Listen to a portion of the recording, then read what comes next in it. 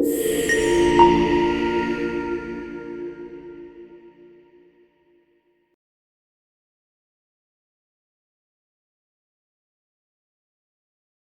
का उदाहरण दे रहा हूँ। मान लिया जाए कि एक केले में 100 ग्राम नाइट्रोजन, 200 ग्राम आपका पोटाश और 100 ग्राम आपका फास्फोरस लगता है।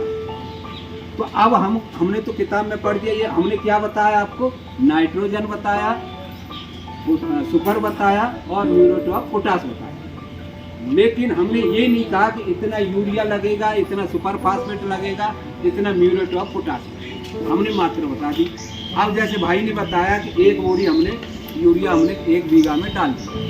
अब 1 बोरी यूरिया हमने उसमें डाल दिया, हमको कितना मिला नाइट्रोजन, कोई बता पाएगा 1 बोरी में? नहीं, क्योंकि 40% नाइट्रोजन होता है ना, बोरी में लिखा रहता है कि 40%। तो 100 किलो अगर हम यूरिया डालते हैं तो हमको 40% नाइट्रोजन मिलता है। तो आपको ये कैलकुलेशन करके निकालना पड़ेगा। इसके लिए एक सूत्र है, आप भले ही अपने दिमाग में रख लो कि हमको कैसे निकालना है। तो जैसे मान लिया जाए हमको 100 ग्राम डालना है, तो 2.17 kg का उसमें गुणा कर दोगे तो उतना हमारी यूरिया की मात्रा निकल आएगी। इतने की, जैसे मान लो 100 ग्राम डालना है हमको नाइट्रोजन, मैंने बता दिया। आप किसी भी वैज्ञानिक के पास जाओगे, डॉक्टर के पास, कृषि वाले डॉक्टर के पास जाओगे तो बोलोगे कि उसने बोल दिया 100 जितना बोल दिया 100 प्लस 60, तो आपको 2.17 kg का उस मात्रा में जो नाइट्रोजन की मात्रा है उसमें गुणा कर दोगे तो यूरिया की मात्रा निकल जाएगी। दूसरा आपका सुपर फास्फेट हमको निकालना है, तो उसके लिए आपको 6.25 इसका गुणा अगर हम कर देंगे तो हमारा सुपर की राखड़ की मात्रा निकल आएगी। और 1.6 इसका अगर हम गुणा कर देंगे, जितनी हमने बताया, तो हमारा म्यूरेट ऑफ पोटाश की मात्रा निकल जाएगी। तो हमको वो मात्रा को निकालना है, हमको ज़्यादा नहीं देना है। ज़्यादा दे के हमको अपना नुकसान नहीं करना है, क्योंकि वो खेत में वो लेगा ही नहीं। मान लिया मैं 4 रोटी खाता हूँ, अगर मैं 8 रोटी खा जाऊँगा तो मेरा पेट अपच हो जाएगा या मैं बवन करूँगा, उल्टी करूँगा। तो हमको जो 4 रोटी का जो पैसा हमारा एक्स्ट्रा गया है वो हमको बचाना है। यही किसान की मुख्य मूल तत्व आना चाहिए कि हमको किसी तरह से अपना पैसा को बचाना है। तो आपको लागत निकलेगी, नहीं तो आप लागत ज़्यादा लगा लोगे। जैसे मतलब कई लोगों ने बताया कि आलू का, क्योंकि मैं उसमें नहीं जाऊंगा कि हमने 2000 का बीज लाए और वो हमको बेच रहा है, हमारा 1800 रुपये में बेच रहा है। तो आपको लागत बचाना है। लागत कैसे बचेगी? लागत आपको किस तरह से गोबर खाद, मान लीजिए आपके पास गोबर खाद डालना है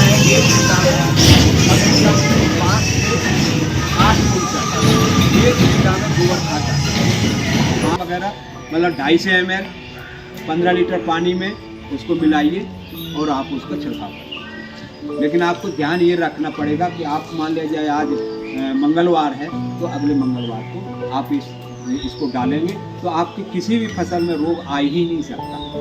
बीमारी का पे इंतजार मत करिए कि बीमारी आ जाए तभी हम दवाई डालें। आप पहले से आप छिड़काव करिए। इसमें क्या पैसा लगता है? आप गौमूत्र गौशाला में जाइए और 1 बोतल 10 या 20 रुपए की देंगे और ऐसे ही मिल जाता है, उसको आप लेके रख लीजिए।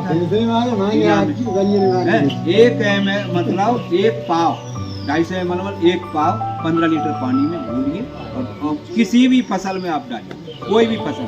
उससे आपको क्या है, गौमूत्र में नाइट्रोजन होता है, नाइट्रोजन मिलेगा। यूरिया की बहुत बात हो रही थी कि यूरिया में लट खाना पड़ेगा। वहाँ सोसाइटी में जाएंगे, लाइन में जाएंगे और 2-2 3 लग जाते हैं रजिस्ट्रेशन में। मैं आपको बहुत अच्छी घर में बनाने की यूरिया की विधि बताऊँ। यूरिया का काम क्या है? हरा करना। और जो मैं देसी आपको विधि बता रहा हूँ यूरिया की, यूरिया आप डालोगे ना तो 23 दिन तक हमारा पौधा हरा होता है नाइट्रोजन डालने से। अगर हम देसी विधि का यूरिया डालेंगे तो 40 दिन तक हमारा पौधा नहीं मरता, बिल्कुल ग्रीन हो जाता है 40 दिन तक। जब तक क्या करना है, 2 लीटर गाय का दूध लेना है ना, गाय का 2 लीटर गाय का दूध लेना है। उसका आपको दही बनाना है। दही और तांबे का उसमें कोई चम्मच डाल दो या कटोरी डाल दो, या जो आपकी मोटर का जला हुआ जो तांबा रहता है तार वगैरह उसको डाल दो। 4 दिन तक उसको जला, ठीक, 3 से 4 दिन। दही बन के दही में डाल दीजिए, उसको आप निकालिए। उसमें थोड़ा सा हरा हरा टाइप का तांबे टाइप का ऊपर दिखेगा, खट्टापन आ जाएगा। उसमें 2 लीटर में 20 लीटर पानी और मिला दीजिए, आप पौधे में छिड़काव करिए। देख करके तो देखो, करो। इसमें क्या लगना है, पैसा लग रहा है कि मेहनत आपकी लगेगी।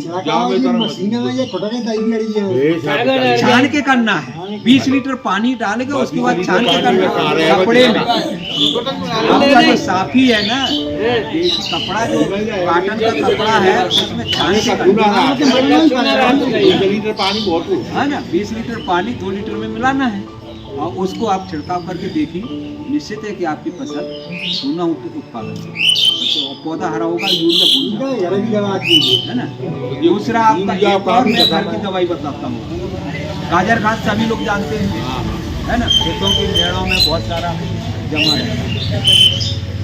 1 किलो गाजर घास, 5 लीटर पानी, 5 ग्राम फिटकिरी जो हम लोग कटफिट लगाते हैं, 5 ग्राम फिटकिरी और गौमूत्र, इन सबको मिला लीजिए और उसमें ऐसे 15-20 लीटर पानी और मिला लीजिए। गाजर घास को उबालना है ना, काढ़ा बनाना है उसका रस को निकाल कर छान करके उसको बोतल में भर दिए, उसमें 5 ग्राम आपने फिटकिरी मिला ली और ये गौमूत्र मिला लिया, जो भी आपके पास लेवल है, और उसके बाद पानी और उसके बाद आप उसको छिड़काव। तो ये भी आपका यूरिया का काम है। तीसरा आपका केला में पोटेशियम पाया जाता है, जो म्यूरेट ऑफ पोटाश जो हम लोग देते हैं, केला है। तो केला के छिलके जो रहते हैं ना, आके हम लोग ऐसे जानवर वगैरह खाते हैं, उसको एक बाल्टी में या किसी घड़ा में उसको डालें। केला के छिलके, जैसे 1 किलो केला लाए हम लोग और उसके जितने छिलके मिलते हैं उसको एक घड़े में डाल दिए, रात भर 24 घंटे वो घड़े में पड़ा रहा, उसको निकालिए, छानिए, किसी भी पौधे में आप जड़ों में डालिए उसको, तो अब वो हमको पोटाश देगा। राखड़ तो सभी लोग जानते हैं, रात की और ये कंडा की वगैरह बना करके इसको भी डालते हैं, क्योंकि सेमी वगैरह जो लगाते हैं कहीं मैनी वगैरह लग जाती है तो उसको भी ऐसे भुरक देते हैं उसमें। तो ये सब हमको देसी दवाई अपनाना है, क्योंकि लागत हमारी बढ़ रही है, उत्पादन हमारा उतना ही आ रहा है। जो आज से 10 कुंटल हो रहा था पहले, अभी भी हो रहा है, बल्कि कमी हो गया और लागत हमारी उससे बढ़ गई। तो हमको लागत को कम करना है, तो लागत को कम आप इसी तरह से करोगे, थोड़ा मेहनत करना पड़ेगा और ये सब चीज़ें करोगे, निश्चित है कि आपको फायदा निश्चित है कि आप करते हो। मैं तो जैविक खेत, मेरे यहाँ तो टाले ही नहीं थे, मैं तो बैठा है उसका ना गोलू, उसको बोला अगर तेरे को खेत लेना है तो मेरे खेत में आप गोबर खाद डालो, तो 11 ट्राली बेचारा लिया और उसने खेत में आज जन कब से गोबर खाद गिरा ही नहीं होता है ना। तो गोबर खाद बहुत फायदा करता है, हमारी जमीन की जो मिट्टी है ना बिल्कुल उपजाऊपन खत्म होता है, क्योंकि हम लोग यूरिया पे निर्भर हैं। तो ये छोटी छोटी सी बातें हैं, हम आपका अगले आपके सुविधा के अनुसार इनके regional manager mister Pawan Sharma ji आएंगे और भी लोग आएंगे, उस समय आपको बहुत डिटेल आपको विस्तृत जानकारी, आप क्वेश्चन ज़्यादा करा करो। ये तो हमने तो लेक्चर दिया, जब तक आपके क्वेश्चन हमको नहीं मिलेंगे कि इसके लिए क्या बीमारी के लिए क्या रोग है और कैसे इसको कंट्रोल करेंगे, कहीं भी मैं यहाँ की बात नहीं कर रहा हूँ, कहीं भी आप प्रशिक्षण लेने जाते हैं या सीखने जाते हैं या कृषि पाठशाला में जाते हैं या संगोष्ठी में या चौपाल जैसे जब भी होती है, जब तक आप जो आपको बताने वाला है जब तक आप उसको पूछेंगे नहीं तब तक वो आपको बताएगा। तो आपको जो आपको परेशानी हो रही है, जैसे भैया ने बताया मिट्टी पलटना खेत की, उससे मिट्टी पिलाऊ हल से जुताई करना है, गर्मी में जुताई करना है, उससे क्या होता है कि जो जमीन की गहराई होती है ना, आप पिलाऊ हल से जोतोगे कम से कम 1.5-2 फीट नीचे चला जाता है, मिट्टी को पलटता है। तो जब मिट्टी को पलटता है तो जमीन के अंदर जितने भी बैक्टीरिया हैं, जो लाभदायक बैक्टीरिया है वो तो हमको फायदा करते हैं, लेकिन जो हमारे हानिकारक बैक्टीरिया भी हैं जो हमारी फसल को नुकसान करते हैं वो ऊपर आते हैं और सूर्य की जितनी तेज धूप पड़ती है उससे वो नष्ट होते हैं, तो जो घास फूस रहता है वो मिट्टी में चल जाता है और वो सटता है, तो वो हमारा खाद। कई किसानों में मैंने ये भी देखा है कि पराली में आपको जला देते हैं, आग लगा देते हैं, मेड़ों में आग लगा देते हैं, तो उसको भी आपको नहीं करना। उसको आपको क्या करना है, तो उसको ज़्यादा हो तो एक लेबर लगा लेने की जुताई करके उसको उसी मिट्टी में डालो, तो वो जैविक खाद बने, वो सड़ेगा तो वो खाद होगा। वो आग लगाने से क्या होगा कि जो हमारी कीटाणु कई तरह की जमीन तक जा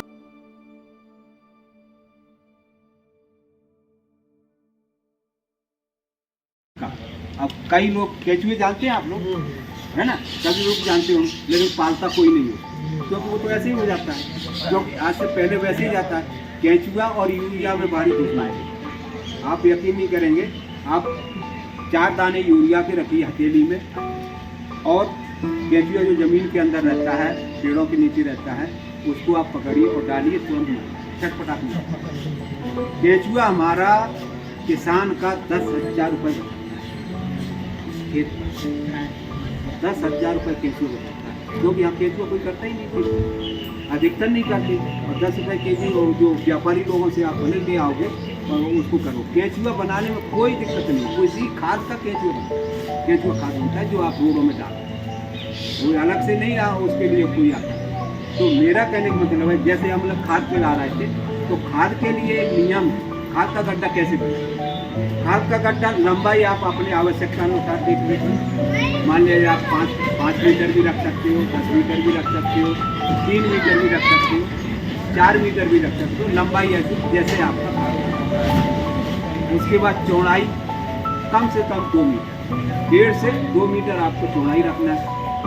1 मीटर गहरा, 1 मीटर मान लो 3 फीट, 100 सेंटीमीटर, यानी 1 मीटर आपको गहरा गड्ढा में बनाना है।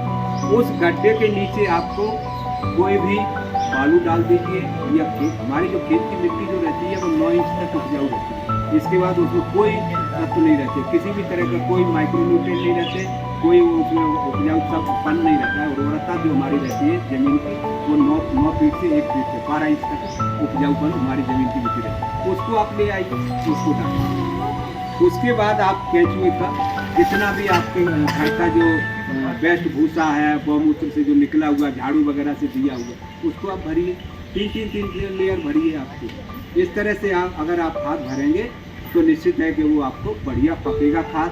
और जो कच्चा खाद डालते हैं उसमें खरपतवार, वीडीसाइड बहुत होते हैं, घास बहुत उगता है, तो निदाई गुड़ाई में भी हमारा नुकसान है। अगर हम हर्बिसाइड वगैरह कुछ पैराकोट, तपाचट, जिसको जो भी बोलते होगे आप लोग यहाँ पर, तो उसको डालने से वो अननेसेसरी केंचुए मरते हैं, हमारी ज़मीन का नुकसान। तो इस तरह से आप कर सकते हैं। दूसरा, बीजोपचार। बीजोपचार में कोई ज़्यादा खर्च नहीं लगता। आपके पास गौमूत्र से, गोबर के घोल से, इससे आप बीजोपचार कर सकते हैं। इसको कैसे करेंगे? गौमूत्र से 1 लीटर गौमूत्र लिए, 1 किलो या आधा किलो गोबर लिए, उसको आपने घोल दिया और उसमें 10 लीटर पानी मिला, और पानी मिलाने के बाद उसको आप बाजरा को डाल दो, चाहे आलू को डाल दो, चाहे कोई भी फसल, आप गेहूं को डाल दो, कोई भी फसल कर रहा है, उसको डाल करके आधा घंटे उसमें डला रहे। आधा घंटे डालने के बाद छाया में उसको निकालो और छाया में उसको सुखाओ। तो जो आपका अभी कैंडुआ बोल रहे थे और या और भी जितनी बीमारी आ रही थी वो नहीं आएगी, ये निश्चित। आप इसको करके देखिए, इसमें किसी का कुछ नहीं लगता, कोई पैसा नहीं लगता। अब बाजार में आप जाओगे तो व्यापारी तो उसको बेचना है, तो कार्बन डाइजेम बता देगा, बाविस्टीन बता देगा, या मैंकोजेब बता देगा, टाइटेनियम जेड 78 बता देगा, टाइटेनियम 45 बता देगा, और रासायनिक दवाई को बता देगा। 3 ग्राम दवा, 1 किलो बाजरा का बीज, और इसको घोल करके आप डाल दीजिए, 1 लीटर पानी, इसको घोल करके आप डाल दीजिए। तो ये रासायनिक है। हमको रासायनिक खेती नहीं करनी, हमको जैविक खेती की आना, जिससे हमको कम बचत, मतलब फायदा ज़्यादा लेना है लेकिन बचत कम होना। तो गौमूत्र में, गोबर में, इसमें हमारा कोई खर्चा नहीं है। दूसरा, आपका अब इल्ली लग गई, कीड़े लग गए, तो इसके लिए भी आपको जैविक नीम में बताओ। इसमें आपका नीम के पत्ते हैं, बेशरम के पत्ते हैं, अमरूद के पत्ते हैं, और भी कई तरह के करंज के पत्ते हैं, जो हमको यहाँ अवेलेबल मिल रहे हैं। नीम का पत्ता तो सब जगह मिल जाता है। इसको आप तोड़िए, 5 लीटर पानी दीजिए और काढ़ा बनाइए। जिस तरह से सर्दी जुकाम खांसी वगैरह होता है तो हम अदरक लेते हैं, लौंग लेते हैं, इलायची लेते हैं और चाय पत्ती लेते हैं और वो उबाल करके काढ़ा बनाते हैं और उसको पीते हैं तो हमारा सर्दी जुकाम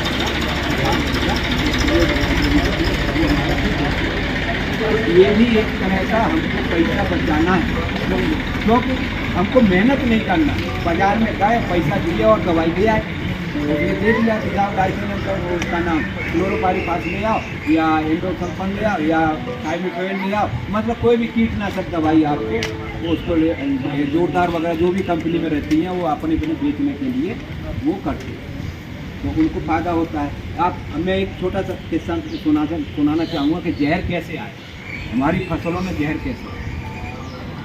वैज्ञानिकों लोगों ने रिसर्च किया कि एक 20 ml 15 लीटर पानी में डालना है, कोई भी दवा कितना डालना है, 20 ml 15 लीटर। एक टंकी कितने की रहती है, 15 लीटर की रहती है, तो 15 लीटर में 20 ml दवा डालना है। अब वैज्ञानिकों ने किसको दे दिया, व्यापारी को, कि इसको आपको बेचना है।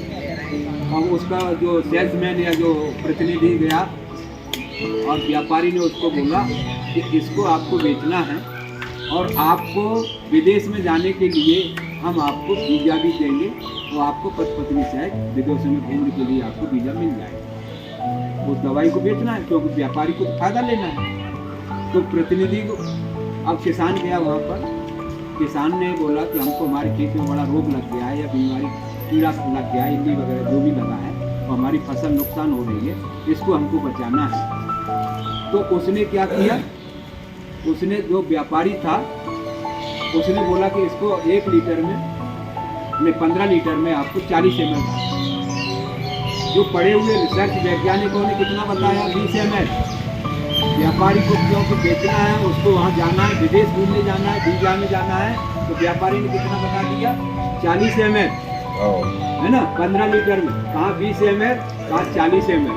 ठीक, उसके बाद वो किसान लेके आ गया और किसान ने अपने नौकर को बोला, जा यार खेत में डालो। नौकर बोला, बड़ा कीड़ा लगी थी वो खेत में और इसको 40 ml में कहाँ से मरेगा। उसने उठा के टंकी में कितना डाल दिया, 60 ml। अब वो 60 ml टंकी में गया, हमने वो फसल में डाली और फसल में जो हमारा ऑब्जर्वेशन लिया, फसल ने अपने शरीर के अंदर अपनी जड़ और पत्ती और तनों में उसने वो दवाई को लिया। वो दवाई से जो बाली बनी या दाना बना, वो दाना बन करके हमारे गांव में खेतों में, खेत से घर में आया और घर से हमारे आटे के उसके माध्यम से आया और वो जहर कहाँ गया, कहाँ 20 ml और कहाँ 60 ml, है ना। ये अधिकतर हो रहा है क्योंकि किसान हमारा नहीं जानता है ना। अगर थोड़ा सा भी उसको जानकारी हो जाए तो वो दवाई बिल्कुल नहीं डालेगा और अपनी प्राकृतिक गौमूत्र है ना, गोबर का घोल है हमारे, इसको घोलने से हमारा खेत की जो उर्वरा शक्ति है, कई तरह के जो बैक्टीरिया वगैरह जो लाभदायक बैक्टीरिया होते हैं वो उपजाऊ होते हैं। आपका ये उपले हॉलैंड में आप जाइए, जो कंडा हम बनाते हैं ना, कहना जिसे बोलते हैं, कहीं कहीं उपले भी बोलते हैं, हम लोग को कंडा ही बोलते हैं। तो जो कंडा बनता है ना, हॉलैंड में जाओ, एक कंडा 10 रुपये का मिलता है। ये कंडा जो है हमारा, अगर 6 महीने पुराना या 1 साल पुराना है, तो अगर हम उसको 200 लीटर पानी में 30 किलो कंडे डाल देते हैं और उस घोल को अगर हम 400 लीटर बना लेते हैं, और उस घोल को जब हम पानी 2 या 3 सिंचाई करते हैं, तो उस घोल को अगर हम सिंचाई के माध्यम से जड़ों में देंगे तो निश्चित है कि हमारी फसल का उत्पादन दूना हो जाता है। आप करते क्योंकि हम जैविक हम लोग भूल गए, इससे पहले हमारे दादा पड़ता था ना, इसी को खेती करते हैं। तो इस तरह से आपको जैविक खेती में अपना। दूसरा आपका कीटनाशक दवाई, वही आपको बाजार से लाने की जरूरत नहीं है। आपके पास बेशरम के पत्ते तालाब और गड्ढों में खूब मिल जाते हैं, नीम के पेड़ के पत्ते बहुत मिल जाते हैं, और अरंडी के पत्ते खातू गड्ढे में बहुत सारे मिल जाते हैं, और भी कई अमरूद के पत्ते, कई तरह के पत्ते मिलते हैं, सीताफल के पत्ते हैं। इनको आप लाइए और बढ़िया काढ़ा बनाइए। सिर्फ आपको ध्यान ये रखना है कि जैसे माने 20 गुना पानी काढ़ा बन गया, जैसे मान लो उबाल लिए 1 गिलास है, 1 कप बच जाता है, उसमें आपको 20 कप पानी और मिलाना है। और उसको कोई भी फसल में बोल रहा हूँ, चाहे बाजरा की हो, चाहे खाद्यान्न की, गेहूँ की हो, चाहे सरसों की हो, चाहे सब्जियों की हो, चाहे फलों की, किसी में भी आप डालोगे निश्चित है कि आप कीटनाशक दवाई जो है उसको आप भूल जाएंगे। और हमारा उत्पादन जो बढ़ रहा है ना, वो बढ़ेगा, दूना होगा। हमारे मोदी सरकार का भी वही कहना है कि किसान की आय दुगनी करना है। निश्चित है कि दुगनी की जगह 4 गुनी होगी अगर आप इस तरह से आय को अपनाना होगा, खेती को अपनाना होगा। आप ये करोगे तो निश्चित है आपको मिलेगा। और वैज्ञानिक लोगों के द्वारा, और जो उसमें लिखा रहता है, जब भी आप बीज लेने जाते हैं तो उसमें देखिए, उसमें बाकायदा टैग से लिखा रहता है कि ये इतना है, QR कोड लगा है। आजकल तो मोबाइल का ज़माना है, आप मोबाइल से सर्च करिए कि कौन सी फसल में कब रोग लग रहा है, क्या लग रहा है। ऐप भी जारी हो गया है, हमारे माननीय कृषि मंत्री शिवराज सिंह चौहान ने बढ़िया एक ऐप भी जारी किया है, उसको आप देखिए। सभी लोग मोबाइल जानते हैं, सभी चलाना जानते हैं। निश्चित से आजकल तो आपको टाइप भी करने की जरूरत नहीं, सिर्फ आप मोबाइल खोलें और बोलना मारे कि हमारी फसल में ये रोग लग जाए, क्या डालें, केंडुआ लग जाए या इल्ली लग जाए, सिर्फ बोलना है। और जैविक बोलोगे तो जैविक का बताएगा, और रासायनिक बोलोगे तो रासायनिक का बताएगा। तो आपको मोबाइल खाली उसके लिए, व्यवसाय उसके लिए नहीं है, तो ज्ञान के लिए है मोबाइल। ये नहीं कि पिक्चर चल रही तो पिक्चर देखो फलाना, क्योंकि सभी किसान हैं, किसानी से जुड़े हुए हैं, निश्चित है तो पढ़े लिखे हैं, और सब आखिर में वहीं आते हैं ज़मीन में। चाहे हम कितनी भी नौकरी कर लें, चाहे भले ही मेरे को 1.5 लाख रुपए आज मेरे को 72,000 पेंशन मिलती है, लेकिन आया मैं वहीं किसी कहाँ पर, अपने खेत में ही आया। क्योंकि हमको मरना यहीं है, खेती में ही करना है, खेती में ही जीना है, तो हम अच्छे से करें ना भाई। आप मेहनत जरूर कर रहे हो, हर चीज़ में मैंने पैसा डाल रहा है सर, कर्जा लेकर आप बीज ला रहे हो, दवाई ले रहे हो, फलाना ला रहे हो। तीसरा, आपको यहाँ का आप मोबाइल में बात ऐसे 4 लोग बैठ गए, ताश के पत्ता खेल रहे हैं, आप हालैंड की, विदेश की, अमेरिका में ईरान के युद्ध की, लड़ाई की सारा चीज़ आप लोग जानते हैं, है ना। यहाँ पर बैठे बैठे आपको दिल्ली का संसद भवन भी दिख जाता है, भोपाल का विधानसभा भी दिख जाता है, कहाँ पर क्या हो रहा है। लेकिन अब उस मोबाइल में कृषि के बारे में नहीं दिखती, तो उस मोबाइल में हमको कृषि का भी दिखा हुआ। तो ये सब चीज़ों को देखो, समझो, तो अपनी उन्नति करो।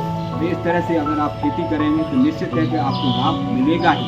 मेरा एक छोटा सा प्रयास था कि हमको क्योंकि कम किसान आए, और अगर ज़्यादा किसान आएंगे, आप किसी भी तरह की फसल का कोई भी आपको प्रशिक्षण लेना है, और इस तरह से और भी सहयोग अगर मिलेगा तो निश्चित है कि मैं आगे भी अपने गाँव को समृद्ध बनाने के लिए पूरी कोशिश करूँगा। तो कृषि से मैं जुड़ा हूँ, और कृषि ही हमारी मुख्य धारा है। तो कृषि से अगर हम अच्छे से लाभ करेंगे, मैं ये अकेली कृषि के नहीं बोल रहा हूँ, आपका बागवानी में आलू की खेती के बारे में हमारा भाई बैठा है, उसको बोल रहा है कि मैं ऐसे ही पूछ रहा था कि आलू में घाटा हो गया, खेतों में ही सड़ गया। मैं बीच में आया तो युवराज और बंटी के यहाँ भी खेत में देखा, कई लोग ऐसे कोड़े और डाल दिए आलू। आलू में एक खासियत है, आप लोग बीज उपचार नहीं करते, बीज उपचार भी करोगे तो बहुत कम करते, क्योंकि और दूसरा आलू क्या है ना कि आप जो आलू बीज लाते हैं ना, तो हम लोग आते हैं वो कम से कम 5 से 6 उत्पादन किया हुआ आलू होता है। कभी कभी तो 7-7, 8-8 उत्पादन लेकर के हमको दे देते हैं, क्योंकि हमने जो उत्पादन किया कोल्ड स्टोर में रख दिया, कोल्ड स्टोर में गए और उसी आलू को हम लोग खिल दिया। तो आपको बीज बदलना है। दूसरा, जो भी फसल, मान लो आपकी आलू की कुफरी चंद्रमुखी लगाना है, या कुफरी बादशाह लगाना है, या लालमा लगाना है, या यहाँ पर लोकल भाषा में जो भी बोलते होंगे, तो उसको ये बीज पे लिखा रहता है, ड्यूरेशन लिखा रहता है कि ये 60 दिन की फसल है, 75 दिन की फसल है, 80 दिन की फसल है, 120 दिन की फसल है, उसमें रहता है। इससे अगर आपने 75 दिन की फसल लगाई है और 120 दिन में अगर कोड़ोगे तो निश्चित है कि आलू आपका काला पड़ेगा और आपको भाव भी नहीं मिलेगा और नुकसान हो जाएगा। तो जो समय आलू का दिया हुआ है उसी समय पे आलू को कोड़ना। दूसरा, आपको क्या, आलू और प्याज में एक खासियत है कि आलू जब भी आप कोड़ते हैं तो हमको ये पता लग जाता है 15 दिन पहले जमीन फटने लगती है। आप देखे होंगे किसान के जमीन फटने लगती है, तो आलू सोचते हैं कि हमारा आलू पक गया, लेकिन ऐसा नहीं है। तो कोड़ने से पहले 15 दिन पहले उसके डंठल को 4 या 5 इंच छोड़ करके उस डंठल को आपको कटाई करें, इसका आलू की, और डंठल को काट के अपने जानवरों को खिलाओ या अपना खाद बनाए उसका गड्ढे में डाल करके, वो भी है। और उसके 15 दिन बाद अगर आप कोड़ेंगे तो आलू मेचूर रहेगा और उसका जो कंद है वो बढ़ जाएगा, क्योंकि जो तना है, जो पत्ती है ना, और जो उसका भोजन वगैरह जो है ना, वो पत्तियों में जाता है और कंद हमारा छोटा है। तो अगर कोड़ने से 15-20 दिन पहले अगर हम उस डंठल को काट देते हैं तो निश्चित है कि हमारा डंठल बढ़ जाएगा और आलू हमारा मेचूर हो जाएगा और आलू हमारा सड़ेगा। ये आप ध्यान रखेंगे। ऐसे ही प्याज में भी होगा, प्याज में भी ऐसे ही काट दें अपना 15 दिन पहले, डंठल को ऊपर चला दें, यानी उसका तना जो प्याज का है उसको सुला दें तो उसका कंद ऊपर, हाँ, वो पान से खुदाई कर दें, उसके डंठल को तोड़ना है, कहने का या डंडा लेकर के ऐसे डाल दें तो निश्चित है कि वो सड़। दूसरा आपका एक किसान हमारा,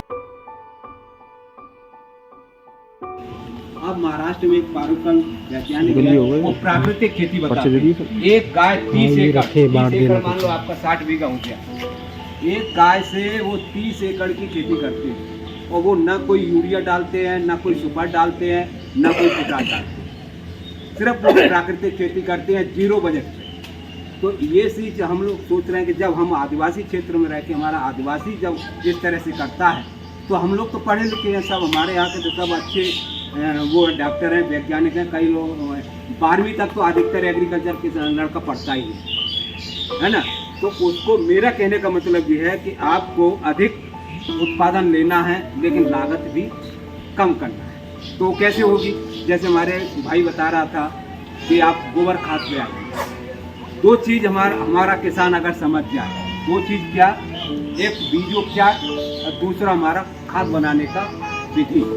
हमारा किसान खाद बनाने की विधि नहीं जानता और बीजोपचार भी बहुत कम करता है। दो चीज़ अगर हम ये कर लें तो निश्चित है कि हमारी उत्पादन लागत कम होगी। तो सबसे पहले मैं खाद बनाने की विधि के बारे में आप लोगों से चर्चा करूँगा कि जैसे उन्होंने बताया कि आप गोबर खाद डाल देते हैं रोड के किनारे और उसमें कोई पोषक तत्व, माइक्रो न्यूट्रिएंट जो हमारी जिस तरह से हमको अपने शरीर के लिए भोजन के खनिज लवण कई तरह के तत्वों की आवश्यकता होती है, ठीक उसी तरह से हमको पेड़ पौधे फसलों के लिए भी माइक्रो न्यूट्रिएंट उनको भोजन के लिए आवश्यकता होती है। अब भोजन में आप क्या देते हो, 3 चीज़ देते हो, सिर्फ 3 चीज़ क्या, सबसे पहले आप यूरिया डाल दिए। यूरिया का काम क्या है कि पौधे को बढ़ाना और हरा करना, ये यूरिया का। अब आप सुपर डाल दिए, जैसे वह चाचा बता रहे थे कि राखड़ डालते हैं। राखड़ का काम क्या है कि वो जड़ को मजबूत रखता है, ठीक।